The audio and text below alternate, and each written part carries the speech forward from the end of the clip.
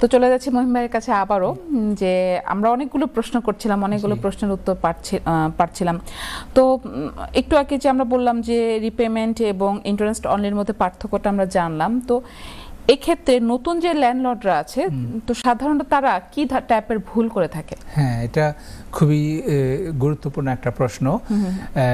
নতুন ল্যান্ডলর্ডরা, যা আমার অভিজ্ঞতায় যে আমি দেখেছি যে অনেকেই কস্টটাকে ঠিকমতো এস্টিমেট করতে পারেন না। আপনার বায়টুলের প্রপার্টিতে কিন্তু অনেক ধরনের অ্যাসোসিয়েটেড কস্ট আছে, যেমন স্টাম্প ডিউটি একটা বিগ কস্ট, এটা অনেকেই বাজেটের মধ্যে রাখেন না। তাছাড়া আপনি যখন একটা প্রপার্টি কিনবেন, ওইটা তো আপ টু দ্য স্ট্যান্ডার্ড নাও হতে পারে, ঠিক আছে, তখন এটাকে মানে রিফারবিশ করা লাগতে পারে। এই কস্টটা অনেকেরই বাজেটে থাকে না, আমি দেখেছি যে ওনারা স্ট্রাগল করেন। এছাড়া আপনার লিগ্যাল অব্লিগেশন আছে অ্যাজ এ ল্যান্ডলর্ড, আপনাকে গ্যাস সেফটি সার্টিফিকেট প্রোভাইড করতে হবে, আপনার ইলেকট্রিক্যাল সেফটি সার্টিফিকেট করাতে হবে, ইপিসি থাকতে হবে। এখন তো যদি আপনার প্রপার্টি যদি EPC rating up to a certain height না হয়, ল্যান্ডাররা কিন্তু মর্গেজও দিবে না। আমাদের একজন কলার আছে, তার সাথে একটু কথা বলি।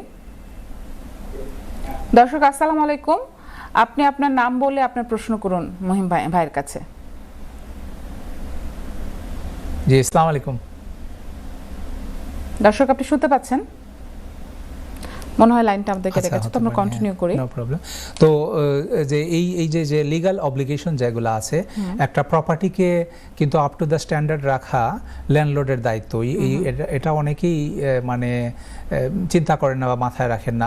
আজকাল কিন্তু আইন অনেক পরিবর্তন হয়ে গেছে। যে ল্যান্ডলর্ড আপনাদের কিন্তু অনেক দায়িত্ব আছে।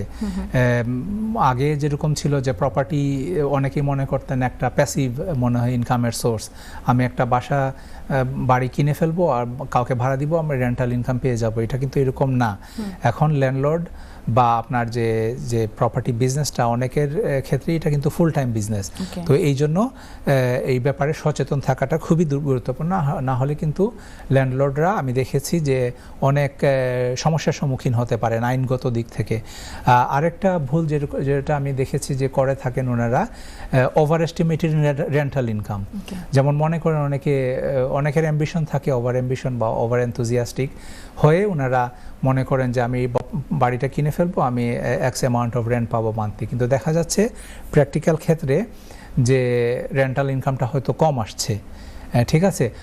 আরেকটা ব্যাপার, ওই যে বাজেটের কথাটা বললাম, আপনার যে বাড়ি একটা কিনে ফেললে যে ওইখানে সবসময় ভাড়াটিয়া থাকবে এমন কিন্তু কথা না।